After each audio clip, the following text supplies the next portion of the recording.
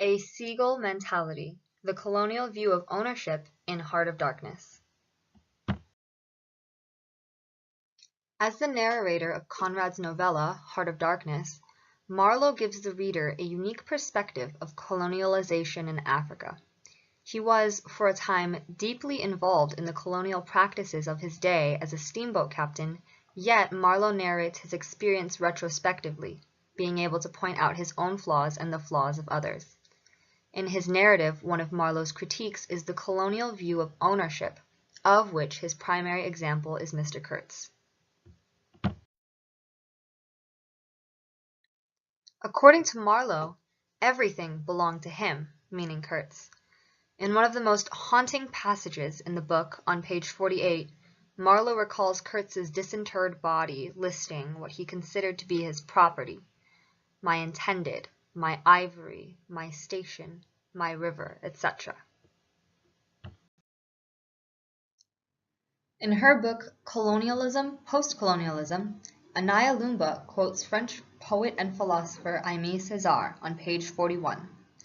Césaire argues that colonialism, quote, not only exploits but dehumanizes and objectifies the colonized subject as it degrades the colonizer himself, unquote.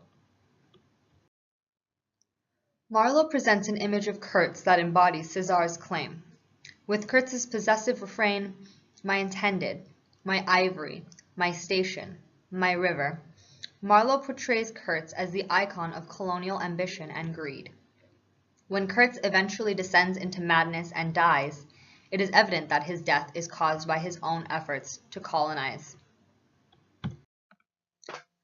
Though Kurtz obviously believes his property is important, Marlowe argues what he owned was not as important as what owned him, the powers of darkness. Kurtz's lack of restraint with his, quote, various lusts and his eventual descent into madness reinforces Césaire's claim that colonialism degrades the colonizer as well as the colonized. Thus, Kurtz embodies what I have coined to be the Seagull mentality. In one of the most iconic scenes from Finding Nemo, Marlin and Dory are being chased by obnoxious seagulls with their communal chant, mine, mine, mine, over and over.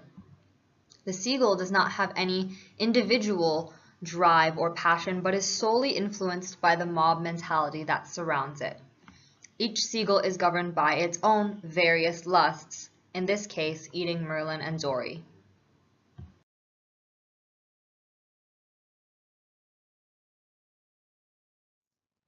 Kurtz's own refrain echoes the seagull's. His mine, mine, mine eventually leads to his destruction.